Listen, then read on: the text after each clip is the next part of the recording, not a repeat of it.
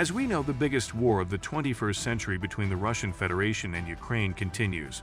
Recently, a lot of interesting things have happened at the front, which we will talk about today. And we will start with a detailed map of hostilities. According to the report of the General Staff of the Armed Forces of Ukraine, the north of Ukraine in the Kharkiv region was fired upon by artillery, mortars, and multiple launch rocket systems. Positional battles and shelling continue in the Svedov direction, where a number of settlements were fired from artillery. Positional battles have been going on here since the Ukrainian army drove Russian soldiers across the river during the autumn counteroffensive. The most difficult point on the front is still the Donetsk direction, where direct clashes of forward detachments from both sides take place. According to the latest data, both sides are suffering huge losses in people and equipment. According to the information of the General Staff of Ukraine, Russian losses have crossed the figure of 110,000 personnel. On November 6 and 7, Russia lost more than 20 tanks, about 1,000 personnel, and 2 aircraft, including an airplane and a helicopter. On the Bakhmut direction of attack, the attacks of the Russian military were successfully repulsed. Nevertheless, the Russian army had some success in the Soledar direction. Recall that the Ukrainian troops pushed the enemy units away from the city of Bakhmut and heroically hold its defenses. Enormous forces of the Russian Federation are concentrated in this direction, which break in waves against the Ukrainian fortified areas, which leads to huge losses on the part of Russia. The main attacking force here is the Wagner private military company, which drives its troops to slaughter and, due to its quantitative superiority, has an advantage over the Ukrainian defenders.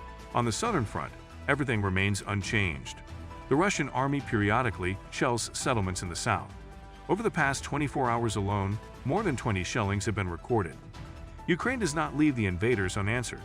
Ukrainian media report a number of explosions in the occupied territory that hit the personnel, equipment, and ammunition of the enemy.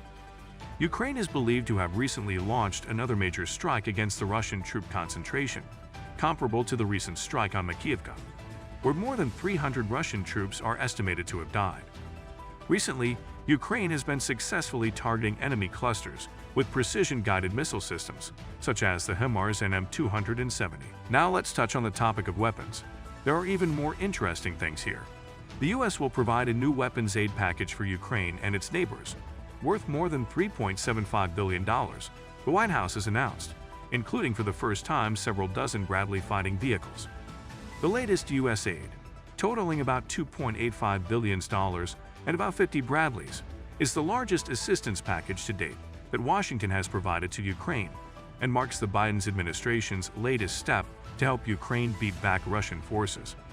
The package includes a $2.85 billion drawn down from the Pentagon stocks that will be sent directly to Ukraine and $225 million in foreign military financing to build the long-term capacity and support the modernization of Ukraine's military, the White House said. The aid includes 50 Bradleys, as well as 500 anti-tank missiles and 250,000 rounds of ammunition for the carriers. Another important thing is that Russia preparing to mobilize extra 500,000 conscripts. Ukraine's military intelligence has claimed that Russia is set to order the mobilization of as many as 500,000 conscripts in January, in addition to the 300,000 it called up in October, in another apparent sign that Vladimir Putin has no intention of ending the war. Vadim Skivitsky, Ukraine's deputy military intelligence chief, said Ukraine believed the conscripts would be part of a string of Russian offensives over the spring and summer in the east and south of the country. Russia has denied it is preparing a second wave of mobilization, with Putin saying last month it was pointless to talk about and to call up, claiming that only half of those already mobilized had been sent to Ukraine. Russian officials, including Putin, previously denied plans to order a mobilization before eventually declaring a partial mobilization in September. Russian leader Vladimir Putin ordered his troops to impose a Christmas truce. The aggressor army is supposedly to cease fire from 12 o'clock on January 6 for 36 hours. The head of the Kremlin urged Ukraine to take the same step. However, this proposal was immediately rejected by the Ukrainian side and criticized in the West. Yesterday, Russian President Vladimir Putin instructed Defense Minister Sergei Shoigu to introduce a ceasefire for Christmas. Shortly before this, Patriarch Kirill of the Russian Orthodox Church also made a proposal for a temporary truce. Allegedly, with this in mind, the president's order was made.